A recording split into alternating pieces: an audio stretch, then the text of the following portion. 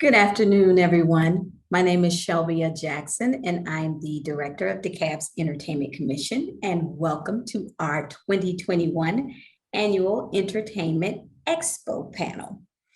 Our 2021 series will continue our mission to highlight talented and respected industry professionals while providing you with opportunities to connect, collaborate, and create locally here, grow and develop and thrive here in DeKalb County and in Georgia. That is how we create a sustainable entertainment infrastructure and truly reap the benefits of our Georgia Film Tax Credit, our Georgia Music Tax Credit, and our Georgia Digital Media Tax Credit. Last month, we had some of the founding members of the Georgia Production Partnership sharing the history behind the creation of the Georgia Film Tax Credit. Today, we have with us members of Georgia Music Partners, also here to share with us the history and benefits of the Georgia Music Tax Credit and interesting facts about the Georgia music industry. Without further delay, let's get started. Our host today and moderator is prominent entertainment attorney, Kendall Minter. Welcome, Kendall, and thank you for joining us today. Thank you very much, Shelby, and thank you to the entire DeKalb Entertainment Commission team, who I don't think sleeps. I think you all work tirelessly 24/7. Let's put in for a raise for everyone and get paid. So good afternoon, good evening, good morning, everyone, depending on what part of the globe or which time zone you all are clocking in. It's my distinct honor, pleasure, and enjoyment, actually, to spend some time with you for the next hour, sharing some of the information that my esteemed panelists are going to at least partake of, touching a little bit of the iceberg. And I say that pejoratively because these topics that we're going to discuss are so involved, intricate, but also beneficial once you understand them, that to do an entire panel just talking about the overall A to Z of what we're going to address today would probably take several hours. So what we're going to be doing is basically an overview to give you a perspective, a workable perspective about what's out there, how you can avail yourself of some of these benefits, some of these savings, some of these credits, but also the need and the necessity, regardless of the level that you are in the entertainment and the music business, of doing sound financial planning. If not, your uncle, his name is Sam, will come knocking at the door, and ultimately, he may be a partner in you, in your assets and other things that you hold near and dear to you, personal as well as business equipment. And none of us want to see that happening, and it can all be avoided with astute, sound, and prudent financial planning. And one of our experts today will address some of that so that you can at least partake of it. Before we get started, just to give us a sense on who is in the audience today, I have just a few questions which I would like to share with you that our esteemed backup from the DeKalb Entertainment Commission is going to post and run, just to get a sense on where you are in this business personally and professionally, what area you come from. So if we can just run the questionnaire and let's see what our audience looks like. You'll see on your screen basically which occupation do you best identify yourself with, and there are about 5 choices. If you wouldn't mind just indicating in your chat box which of those you are. And if there are multiple choices, feel free to hit those. And then we'll go on to the next question.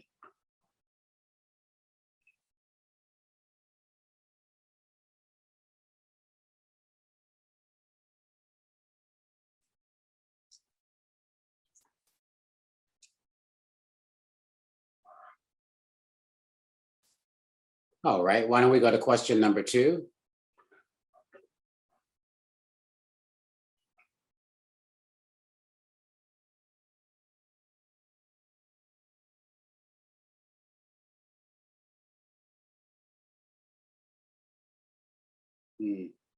Interesting mix. Okay.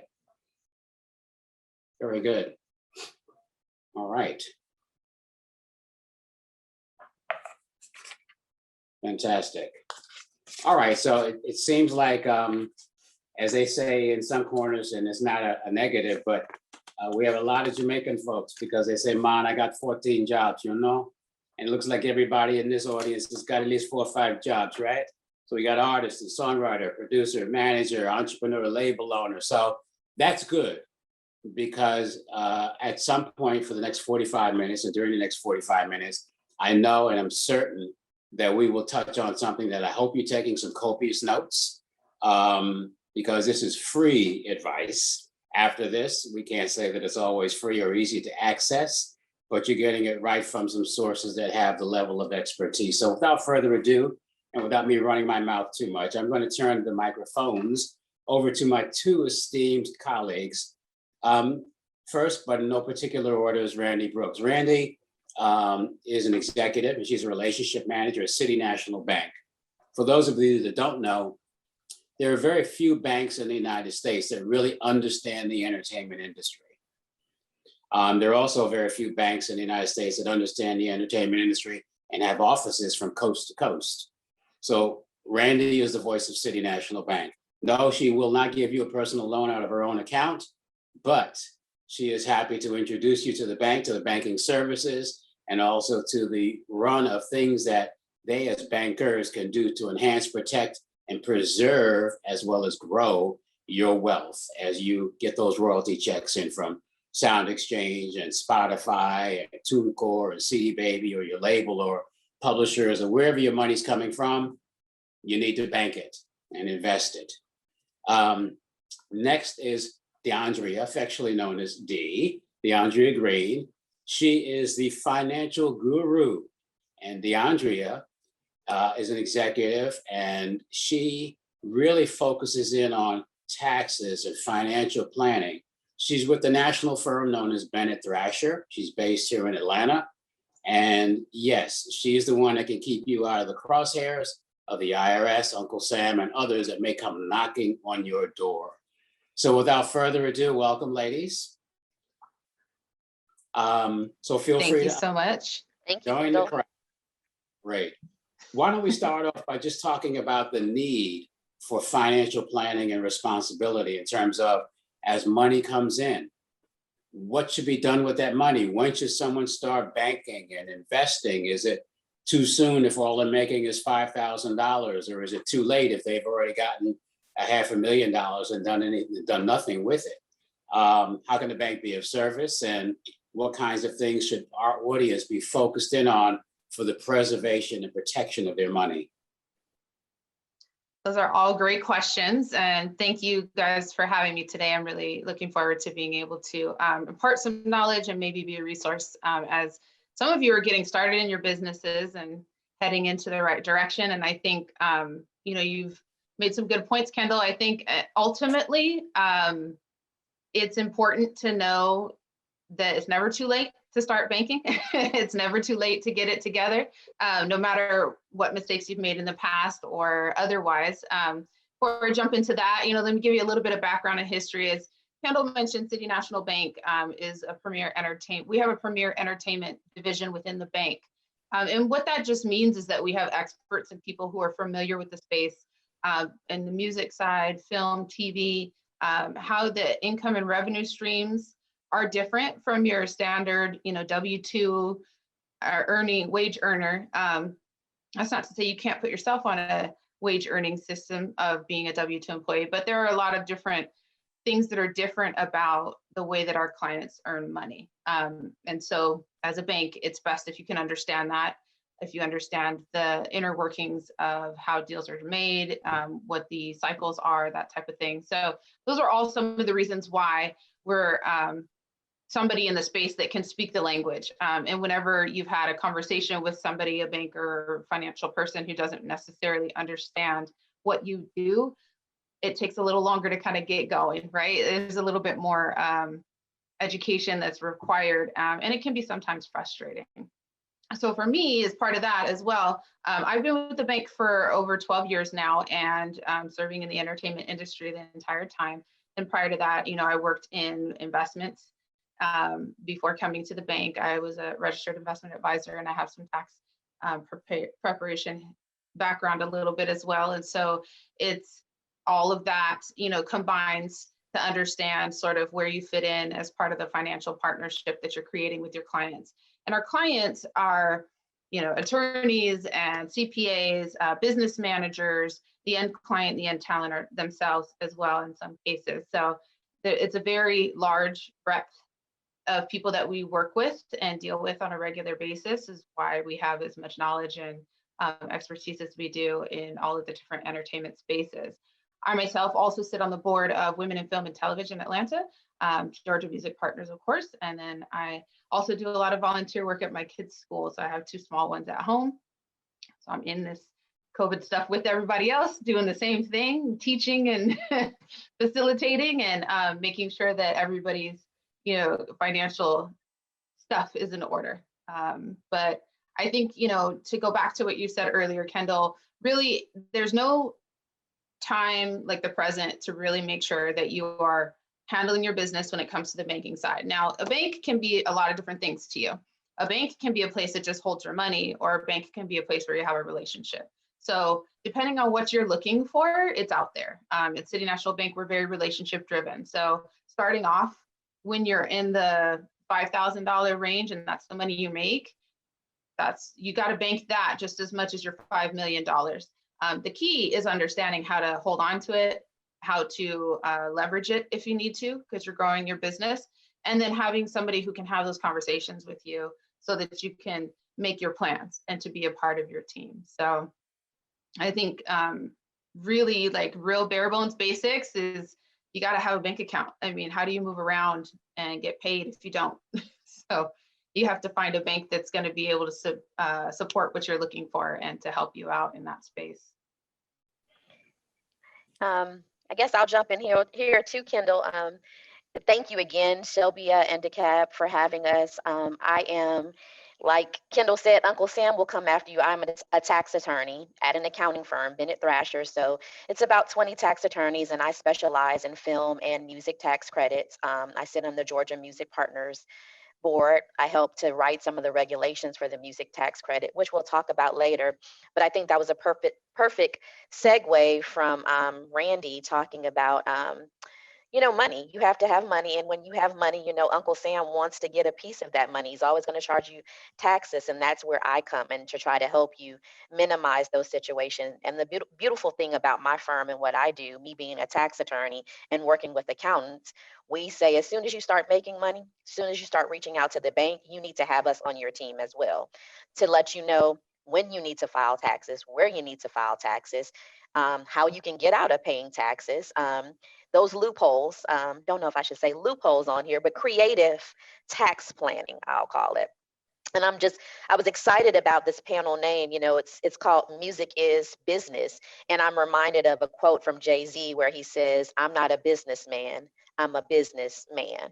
And that's how we should think of it. All artists are a business. You're everything, not just your artistry, but who you are. So I'll get in a little bit more later about just creative tax planning. But as soon as you start making money, investing, you want to have a tax attorney and an accountant on your team. So happy to be one of those people to be on your team. Great. Thank you. So before we get too far off what I call the foundational elements, would you ladies mind just sharing the concepts, the concerns, and the considerations that go into, one, we have artists, we have producers, we have songwriters, managers, and label owners. Let's just talk about structuring the business.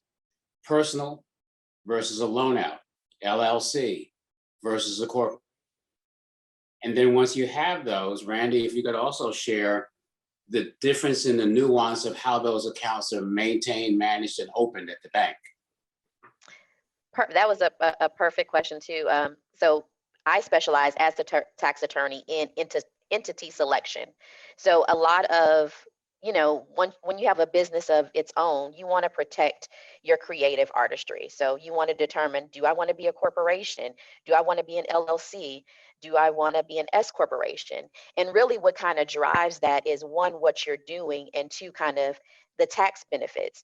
Generally, you'll see people, and I'll get into loan outs, generally you'll see people setting up an LLC, and they might even have multiple LLCs for touring, for merchandise, for their intellectual property. And an LLC basically insulates the artist assets and their personal belongings from any kind of legal obligations that may come against them. So if you get sued for some reason, the courts will go after the LLC's assets rather than, say, going after Kendall's his house and his car and things of that nature. So you'll generally see people set up LLCs. A loan out corporation is basically owned by the artist, and he's also not only the owner, but also the employee. And essentially what that is I'm loaning out my services, my artistry, and I'm entering into contractual obligations through this loan out company. So that's where the name comes from. You set up this LLC, corporation, whatever you have it, and you say, artist owner, loaning out my services to third party entity who has booked me to do something. And so really the driving thing about entity selection is tax benefits and what you want to do later, how many people are involved. Like I said, sole proprietorship is one person. LLCs have multiple owners, but I see a lot of people coming to us wanting to protect themselves, their self-preservation. Thank you. Just as a footnote to what Dee was just sharing, regardless of the vehicle that you choose, hopefully not a partnership, hopefully not a sole proprietorship, unless it's just right, and you just don't have the funds right now, but you need to right, put a formal corporate formation. And for those of you who are in Georgia, it's very inexpensive if you're not using an attorney and you're doing it directly at the Secretary of State's office. The fees vary from state to state, depending on the state that you're living in and working in. And you only need to do it in one state, the one that you're predominantly living and working in. If you decide you're going to set up satellite offices or studios, do a lot of business in a different state, you don't need to separately incorporate. You can file as a foreign entity doing business in that state for corporate and tax purposes. But the bottom line is you should be functioning under some kind of corporate structure. For example, if you're a songwriter, you're an artist, you're a producer, your copyrights should go into your entity that you own. When you sign a producer agreement, an artist recording agreement, a label deal, it should be with that entity. If you're an artist and you're going on tour, you should keep it as a firewall with different buckets for different things. One bucket for you and your general services as an artist or songwriter. Another bucket, if in fact you are basically touring, that will put in your touring income, revenues, and contracts. Another bucket for merchandising, because they're all separate streams of income and you don't want to necessarily commingle them. And I'm going to kind of flip it back over to my panelists also, just to talk about the importance of maintaining those accounts, and let's just call it a separate bundle, separate set of books and records. And by that, I mean, if you're making money personally, you don't want to necessarily put it into your corporate account. And vice versa, if you're getting paid for touring, you're getting paid for merchandising, you're getting paid for your copyrights under your record deal, under your production deal, it should first go into that entity. And then you personally pull out whatever you're going to do as your salary draw or your fees, as opposed to having the company that you've contracted with pay you personally, because then it just disrupts and kills the entire purpose for setting those entities up. But if you all could address that, and then also what I like Randy to do is to talk about what's the process, because we're talking about personal banking as opposed to just walking into a branch and just saying, hey, I'm here, I want to set up an account. So what's the approach that someone would take, for example, at City National, to have that personal banker and then take the steps necessary to set up either a personal and or a business account? Yeah, I think all great points. So I think what's really important to remember is that, as Dee said, you are a business. And when you start with the end in mind, you go into it understanding that you're a business and you need to create these things. Your foundation has to be good. So, after talking to Dee, what kind of entity you want to be, what kind of setup you need to start with. You've talked to Kendall and you have either your documents in place, or if you've gone on and done it yourself, your documentation needs to be in order. So when you're coming to me, by the time you get to me, you already know the answers to these questions usually. I'm going to ask you for all of your documentation. Are you LLC? Do you have an operating agreement? Who are the officers of your company if you're a corporation? Who are the parties to your transactions? And I think it's very important to understand before you get started what goes into the business accounts and what goes into the personal accounts. Because as Dee mentioned, when you get paid personally, you are going to pay taxes personally. So tax-free payments are not always free from tax. You have to be able to know, okay, I'm getting this money. I have a huge advance. I have a check that I'm receiving for my services. You're going to need to set some of that aside to pay your taxes at the end of the day, when you get to where you're going. So the way that you structure your accounts and having your operating account, maybe you have a payroll account because you have employees or you're paying other people, paying yourself potentially, those are all things that you can structure out. When you're starting off, I think it's important just to make sure that you have at least your business account started. Your operating account is going to be the key. That's where all of your advances are going to go into. That's where your money is going to go into. With the exception of royalties, if you're going to have royalty income streams, you should have your publishing account. The publishing should be separate from your main operating account, because as Kendall said, all of your streams of income are going to need to go into a place and be accounted for, and your expenses from that will need to be accounted for. And you start mixing that all into one pot, it's going to be a lot harder to pull that out and draw it and to understand, okay, what do you really owe? What do you really have? What money are you really making? All of those things are a lot easier when your accounts are structured properly and you have the setup at the beginning.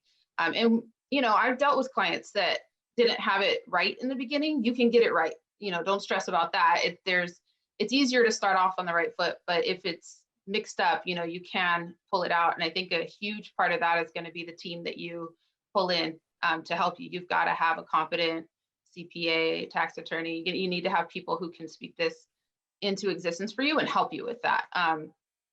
When you're setting up your stuff with City National Bank, like all of those things are in place, but I'm also going to be asking about that team, because at City National Bank, we understand, you're going to be working with other people. It's not always just the end artist. It's not just the end person. So I want to know who your team is.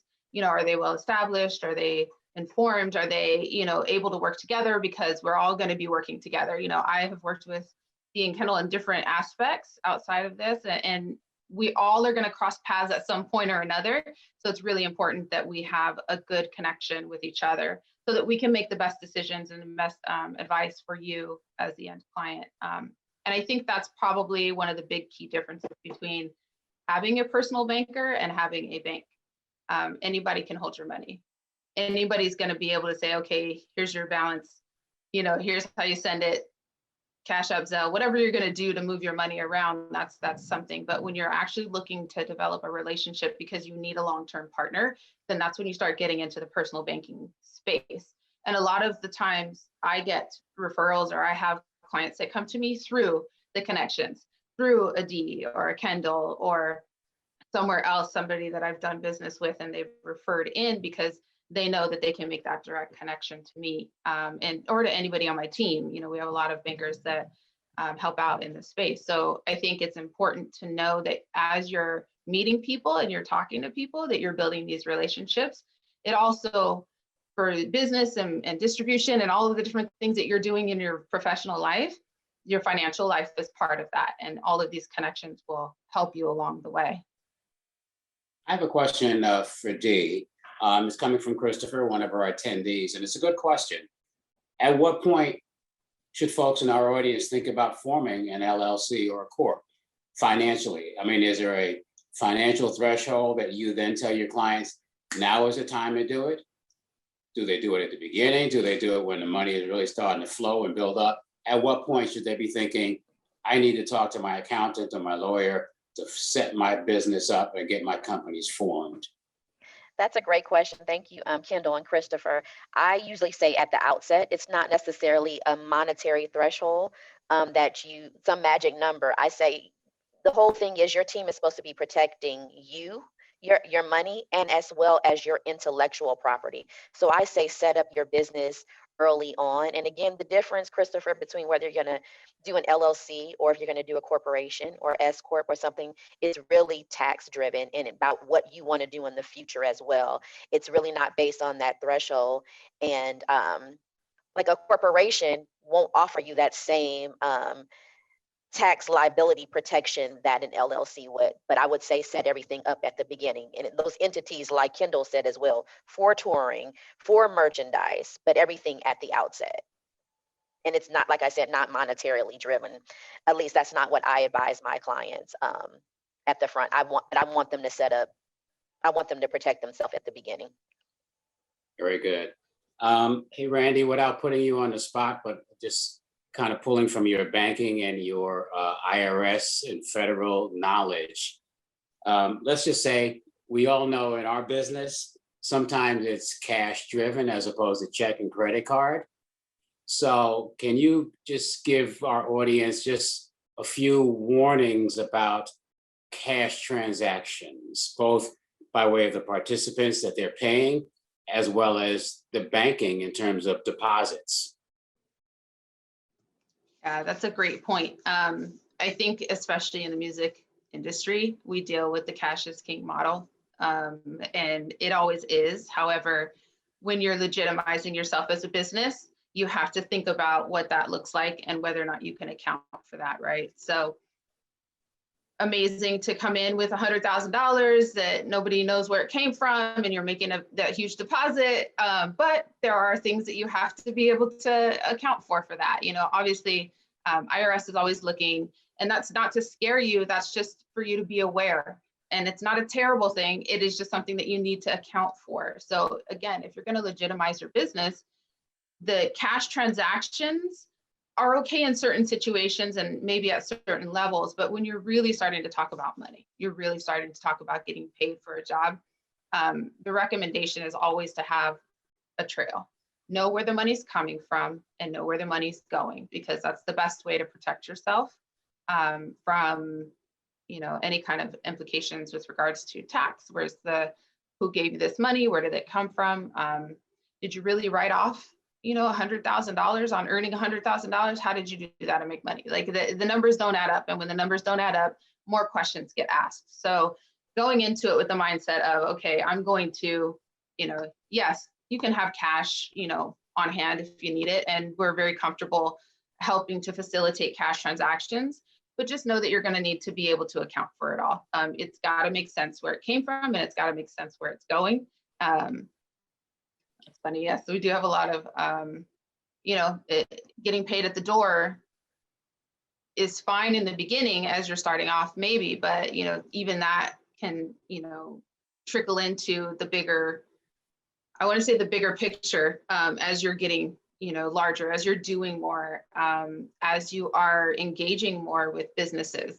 They need to be able to say, okay, can I wire you that instead? Because if you're asking for cash payments, then it tends to look like maybe you're not as legitimate as they initially thought that you were. So I would recommend always keeping in mind that cash is great, but there has to be an accounting for cash, and having your account set up properly and knowing where everything is supposed to go is part of that, right? You're individualizing the money's purpose as well as, you know, how it's being spent. I'm sure you have something to say on that too, Dee. Well, yeah, I was going to say, because your tax attorney, your accountant, we're going to ask you for all the receipts so we can be able to substantiate if we do tax deductions for you as well. Because it's like Randy said, we're not trying to scare you, but we want you to focus on the art and the business behind that. And Kendall, as an entertainment attorney, to focus on that with the artist. But your tax attorney, your accountant, they're going to be like, that's great, I'm going to work with Randy, but I need to have all the receipts to prove this deduction. Because if Uncle Sam audits you, we want to be able to say, I'm not scared of that audit. I have everything to prove that this deduction was legitimized.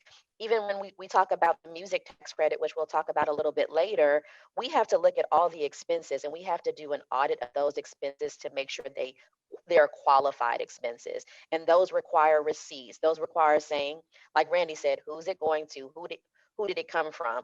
Or should this person have been on a 1099? Should they have been doing this? So Uncle Sam is a very paper trail person, and he'll follow the paper trail. And if you have cash, let's say you have a really good accountant who's, you know, keeping great books and records and doing debits and credits, and that works, but it's better to be able to have receipts and things of that nature. So make sure that you keep an account of every single item.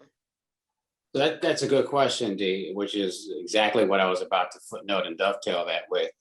Before folks get into, tax returns and tax preps and filings, what systems are out there on, let's just call it the DIY side, that people can look at to be able to bookkeeper, ledger their individual transactions and allocate it by account, like QuickBooks? Or what do you use? What do you recommend that's user friendly that folks in our audience can access?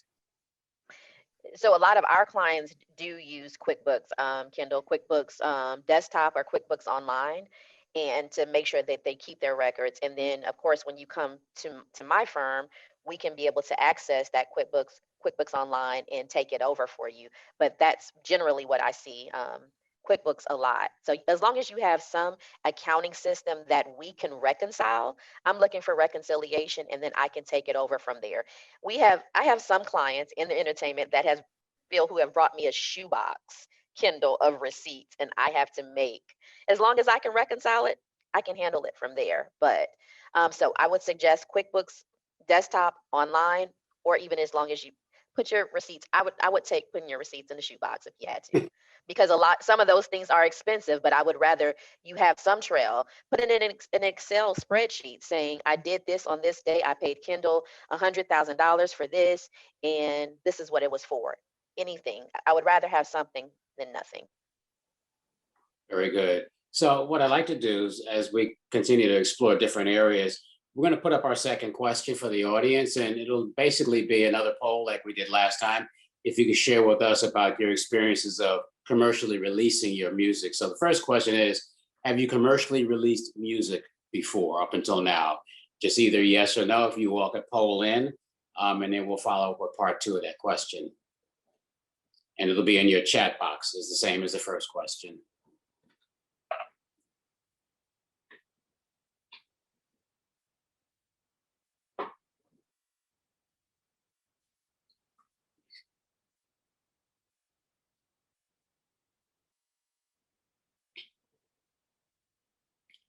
All right, very cool. How do we look in terms of our responses? So what we like to do is we're trying to get a sense on one, if you've released music, two, which will be another part, has that been through independent platforms like TuneCore, CD Baby, DistroKid, or actually do you have a major label or an established label deal? That also gives us a sense on where in the stream of commercial releases, which will also mean marketing, promotion, activities, touring, all those kinds of things you are in your career. So if you haven't done so already, we've got about 60% of you all that have polled in. If you could just take a look in your chat box and just say yes or no, if you have commercially released the music before.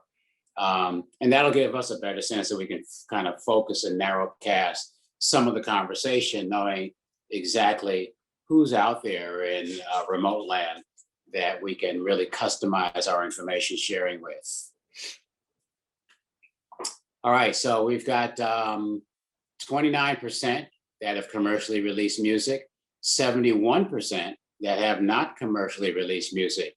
And the same 29% that's released it mostly through indie platforms, such as I mentioned before, 0% with an established, what I call a mainstream label deal, and the other is 71%. So thank you very much for that information. It's very useful.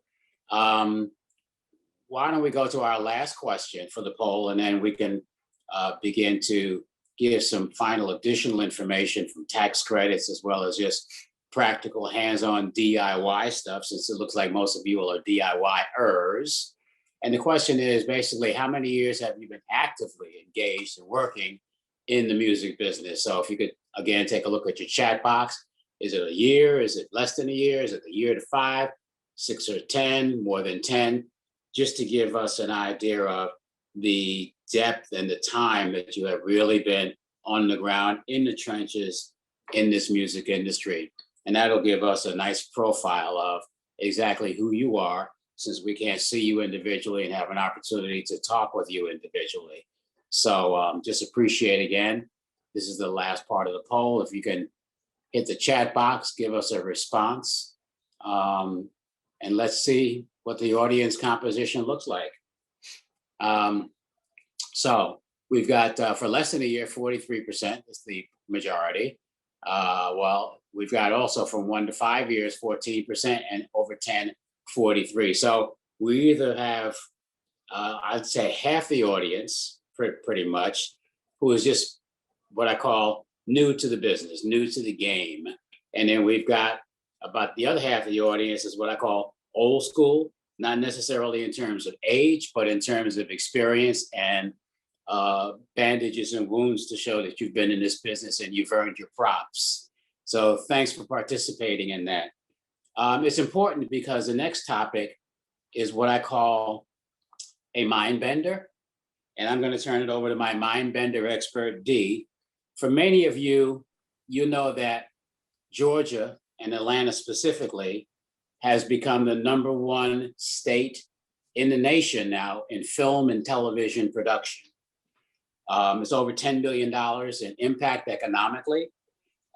We really spiked during COVID as Tyler Perry pioneered the whole bubble concept for production, and all the other studios followed suit. But even before that, we were pretty much leading the pack, just neck and neck with California.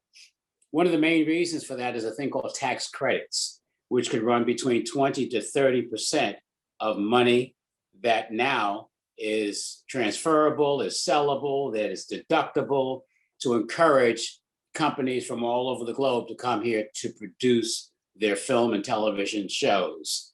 But the music industry, not to be left out, but still kind of like the orphan child, also has available tax credits, a little bit different from the film industry, but the concept is the same.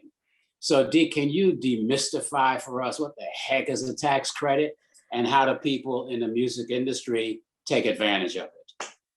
Sure thing, Kendall. The music tax credit is one of my favorite things to talk about. Film tax credit was, as I worked on that at first, but I'm really passionate about the music tax credit. And it was created, like Shelby has said, so we can keep homegrown talent here. And to build off of the momentum of the film tax credit.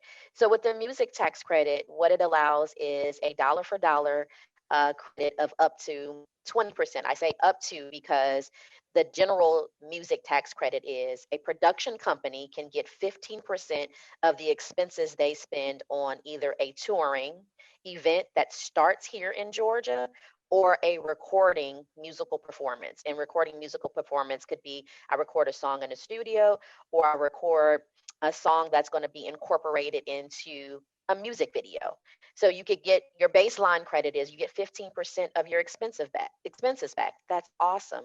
And if you're in a less developed area, you get 20% back. So if you're in Bankhead, a lot of people have studios in Bankhead, you'll get 20% of that credit back.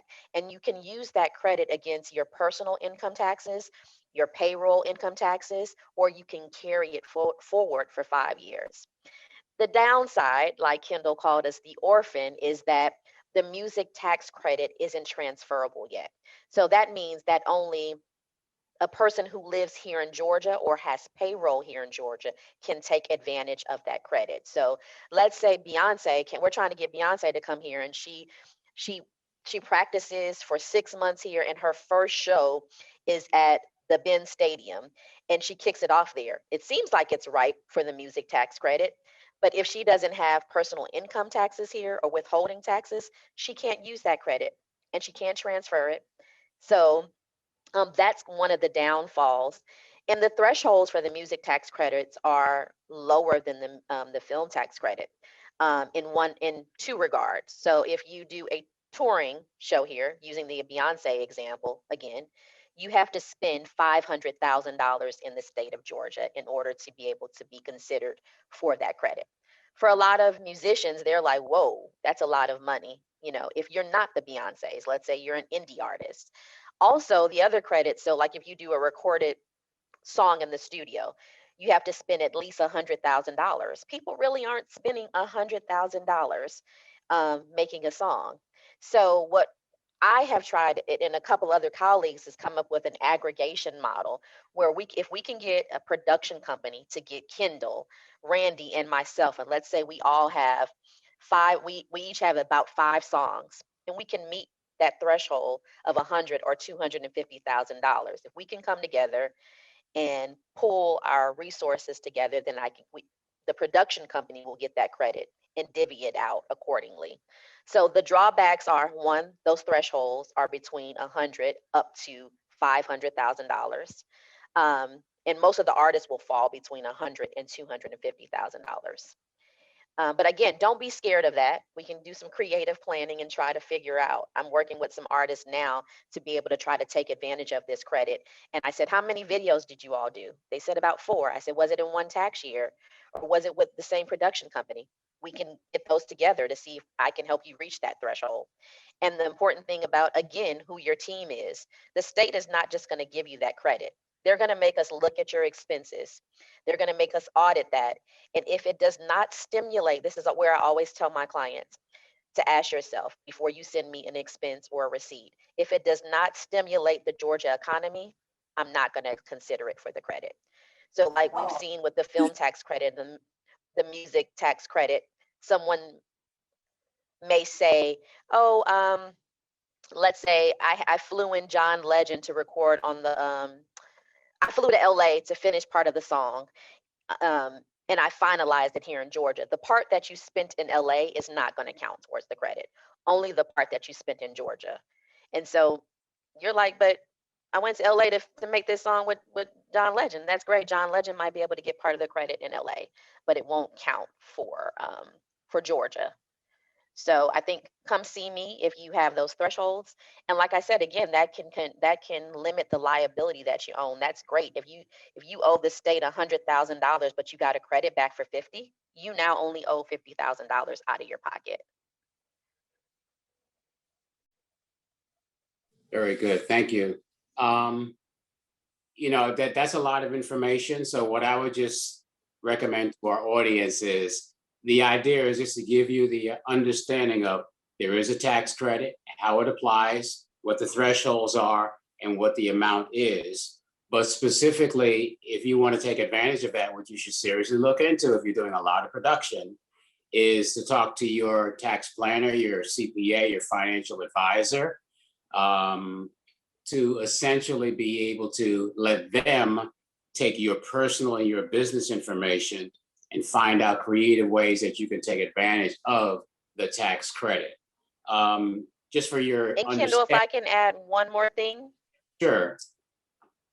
Yes, please. Sorry, I just wanted to let you know that Georgia Music Partners, we are kind of the legislative lobbying arm, and we are trying to work to lower those thresholds, and we are trying to work very hard to make it transferable because we know that that's a large sticking point. So we are lobbying for both of those points.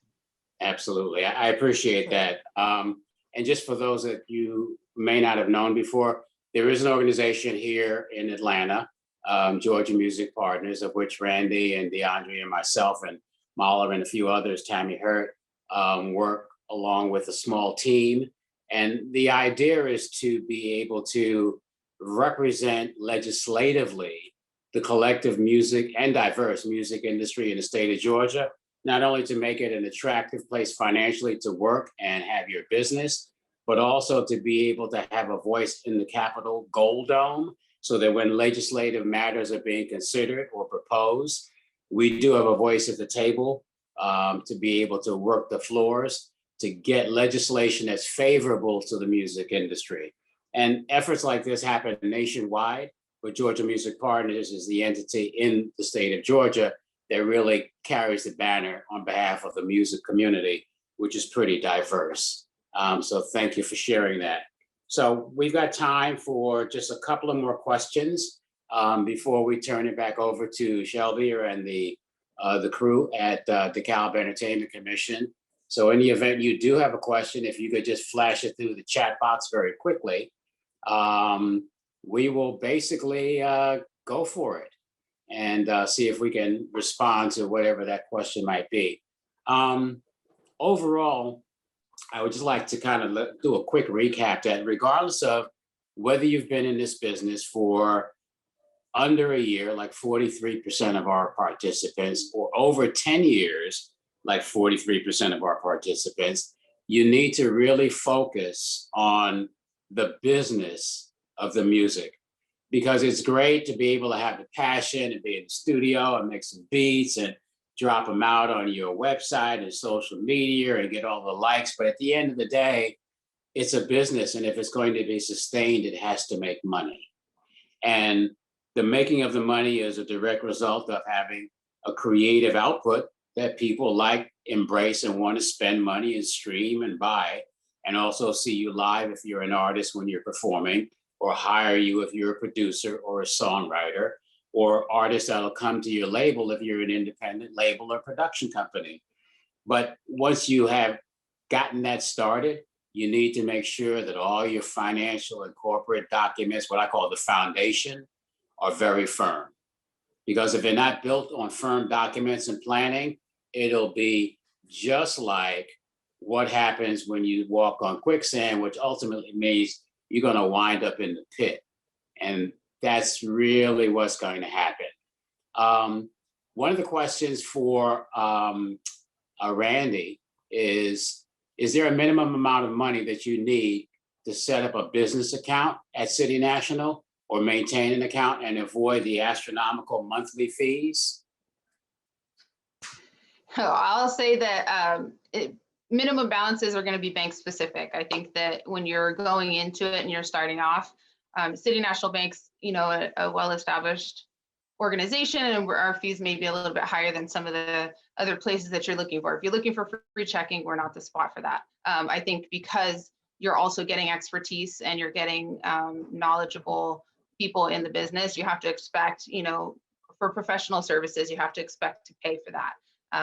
We do a lot of free stuff and a lot of things for educational purposes to help out. But in the end of the day, what you're setting up is going to be based off of, where you're headed as well. So part of your coming in to see me, again, if they're referring you from a team, we take the team into perspective and we talk about what your options are.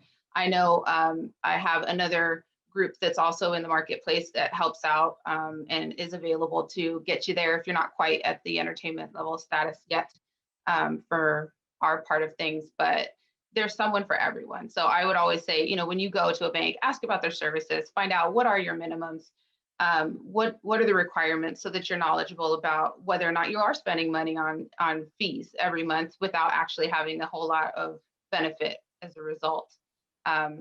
And that's a simple conversation. It's easy to ask and to know where you're at with that. And I'll tell you straight up, when you come in to see me, we're not quite ready. You're not quite ready yet. Here's what we need to do to get you to where you can absorb or to handle this. And then we make referrals and make sure that you're, in good hands. And I just wanted to give a plug to Kendall, like when he talks about financial documents. So Randy and I are more on the financial, I do tax laws. Kendall is the guy you want at the table to make sure they're giving you what you need to get and that the deal is working in your favor. So make sure that you have him have a seat at the table. But I just wanted to give a shout out to Kendall for being a guru and one of the living legends in the entertainment law space. And, we can all work together to help you all. Thank you for having us. Okay, Kendall, Kendall, you're on mute, Kendall.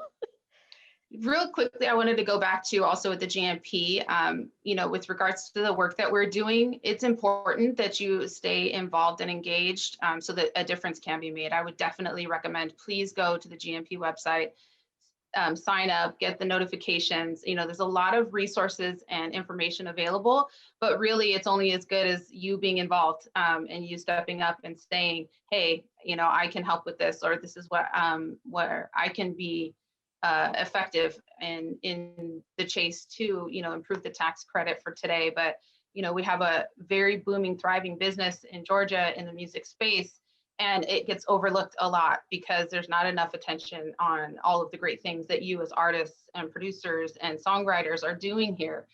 So I really encourage you to step up and let your voice be heard. check out the site, but also to be engaged and participate.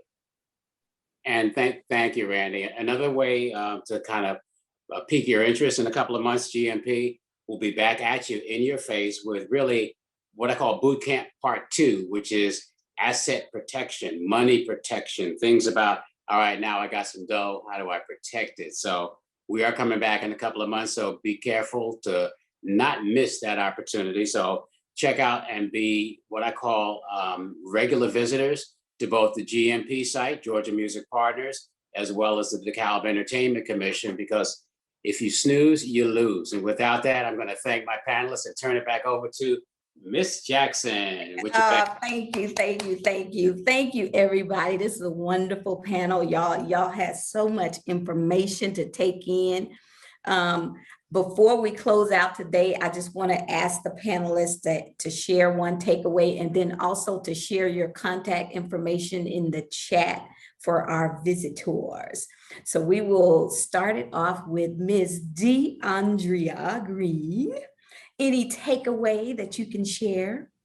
Yes, keep a paper trail and protect yourself, your assets, your liability, your assets and your intellectual know-how. And like I said, keep a paper trail. Thank you. Ms. Randy. Yeah, I would say one big takeaway is put some effort into building your team. Really be thoughtful about how you're going to set up your foundation and your structure. It comes from paperwork and paper trail, all these things, but you really need to make sure that the people you have around you and surrounding you, that you trust them, and ask enough questions so that you understand what's happening along the way. It's fine to be entry level and an intro, and you're going to grow. You don't have to be the expert in the room. You just have to know when you're talking, right? And you need to be able to trust what they're telling you, take good advice, but also ask questions so that you can, be aware of your own financial position. I'm going to say, for what Randy said, it can't be overemphasized. It's teamwork. None of you can do this by yourself. The one who pretends that they're an expert in all the areas is probably the one that's sitting in the corner with a dunce hat on, because none of us are experts in all of the areas. I'm not, Randy's not, DeAndre's not. None of us are. We all have expertise and specialties, just like you all. On the creative side, where you've got that left brain and right brain separation, there's a reason for that. So pursue your passion, but at the same time, make sure you have a good business team around you. And be sure that if you're doing this for the business as opposed to for the hobby, do your homework. There's a ton of information available by just hitting the Google button. Research it, it's free, whether it's reading Billboard magazine every week. There's a ton of other online publications that'll keep you current on what's going on, where the deals are being made, the types of deals that are being made, things that other artists and professionals in the business are going through that can give you some advice and a roadmap and guidance so you can avoid those pitfalls. And then once we come out of this COVID cloud, network.